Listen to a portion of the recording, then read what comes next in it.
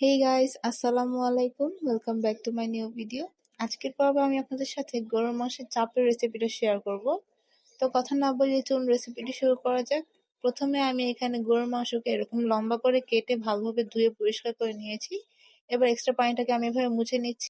এবার আমি এখানে দিয়ে দিচ্ছি 1 চা চামচ পরিমাণ আদা রসুন বাটা, 2 চা চামচ পরিমাণ কাঁচা পেঁপে বাটা, 2 চা চামচ পরিমাণ পেঁয়াজ বাটা, দিয়ে দিচ্ছি জিরার গুঁড়া, গরম মশলার গুঁড়া আর গোলমরিচের গুঁড়া, আর দিয়ে দেবো স্বাদ মতো লবণ।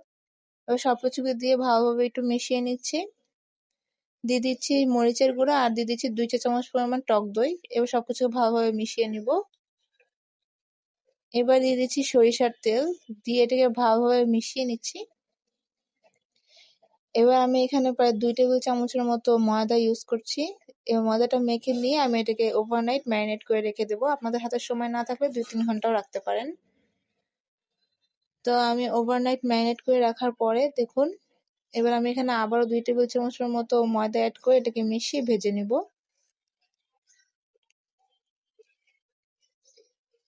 তো এখন আমি চাপগুলোকে তেলের মধ্যে ভেজে নিচ্ছি। মিডিয়াম টু লো হিটে আমি এই চাপগুলোকে ভেজে নিব। বেশি তাপ দিলে উপর থেকে হয়ে যাবে কিন্তু ভিতরে সিদ্ধ হবে না। তো আমার ভাজা হয়ে গেছে, এবার আমি এগুলোকে উঠিয়ে নিচ্ছি।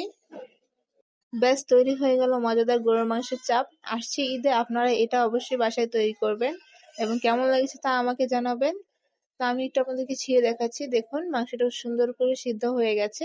তো আজকের রেসিপিটা এই পর্যন্তই। ভালো লাগলে অবশ্যই লাইক, কমেন্ট, শেয়ার করবেন। আল্লাহ হাফেজ।